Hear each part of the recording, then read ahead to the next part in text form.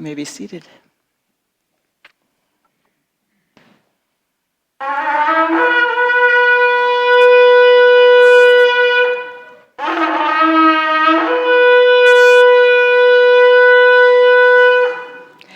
That, ladies and gentlemen, is a shofar. And it has a very particular connection to the story of Abraham and Isaac that we heard in our first reading. It's made from the horn of a ram. Thank you, Rich. Well done.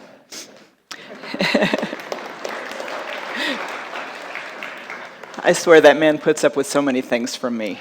Yeah. Back to the shofar.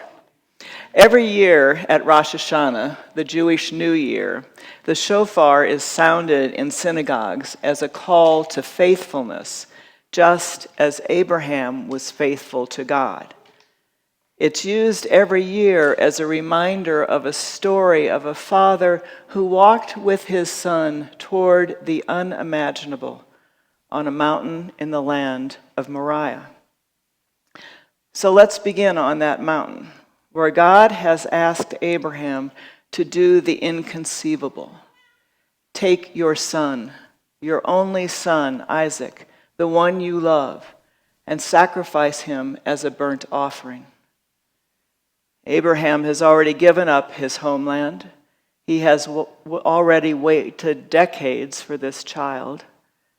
Isaac is not just his son, he is the fulfillment of every promise God has ever made to him. And now God is asking for him back. I won't pretend to fully explain why God asks this, but here's what I notice. The Jewish tradition doesn't dwell on that question either. The Akedah, the binding of Isaac, is chanted every Rosh Hashanah, not to remember that Abraham almost lost his son, but to ask a completely different question. What does it look like to trust completely? This story doesn't end with the knife. It ends with God stopping the knife and with Abraham discovering something about the character of the God he had been following all his life. Abraham didn't know how this story would end when he rose early and prepared to do what he had been asked to do. 3 days he walks, and the text gives us no window into his interior. No mention of anguish prayer, no bargaining in the night, just quiet obedience of a man who has learned over a very long life to trust God even when none of it made sense.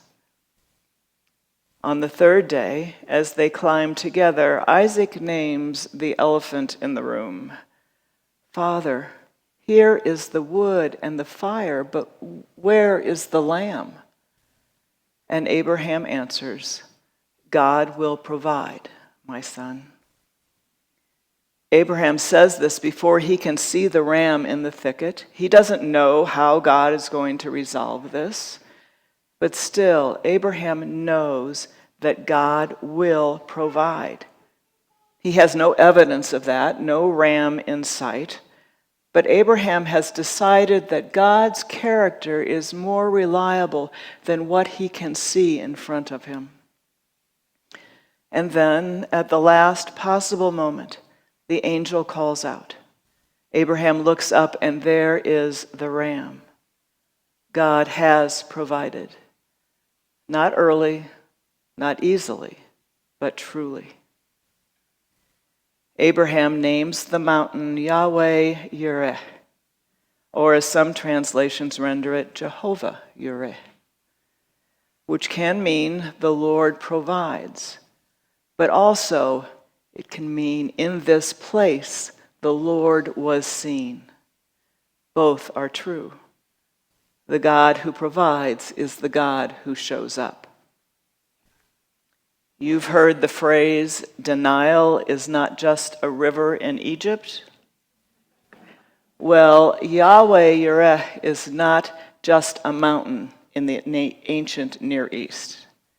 It is also a message for us.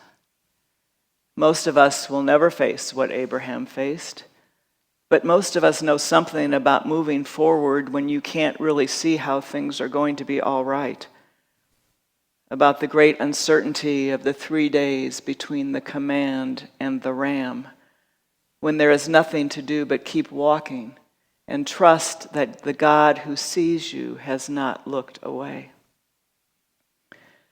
Whatever mountain you are on this morning, whatever you are carrying that you didn't expect to carry, whatever feels suspended or unresolved, that name, Yahweh, Yireh, is for you. The Lord sees, not from a distance, not after the fact. Now, here, on this mountain. Hold on to that not knowing. And now come with me from the mountain of Moriah to a road in Galilee. There, 12 tired men are being sent out with almost nothing. No bag, no bread, no extra sandals.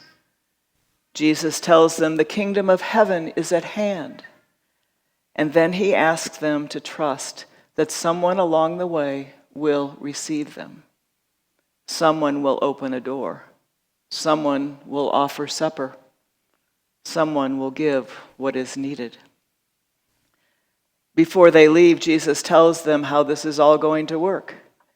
If someone welcomes you, he says, they are welcoming me. And if they welcome me, they are welcoming the one who sent me. And then he says this, whoever gives even a cup of cold water to one of these little ones, truly I tell you, they will not lose their reward. A cup of cold water. Not a great sacrifice, not a dramatic act of heroic faith. Someone is thirsty, you have water, you give it. That's it. Now notice what Jesus does not say. He does not say, go save the world. He does not say, fix everything that is broken. Jesus has promised to do that himself, to heal every hurt, redeem every loss, wipe the tears from every eye. That is his work. He is not handing it off to us. What he is saying is something smaller than that and a lot closer to home. Tend the corner of the world you have been given. Notice who is thirsty. Give what you have. The God who saw Abraham on that mountain sees you on this one. The scale is completely different. God's attentiveness is exactly the same. Nothing done in love, however small it seems to you at the time, falls outside of God's notice. Jesus is clear about that. They will not lose their reward. You are not Abraham on Moriah. You are not being asked to carry the weight of the world up a mountain. That weight has already been carried by someone else on a different hill. Your call is not to save anyone. Your call is simply to stay awake to who is thirsty and give what you have. And here's the thing I really want you to hear this morning. Especially since I have been covering for Steve this summer, I see you doing this everywhere. I have seen the meals delivered and the rides offered. I've seen you show up at the hospital and deliver the brown bags of communion.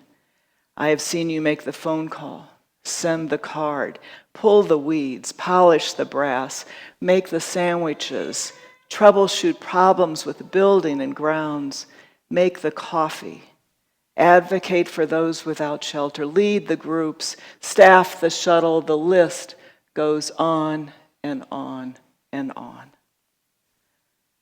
You may not have thought of any of this as discipleship.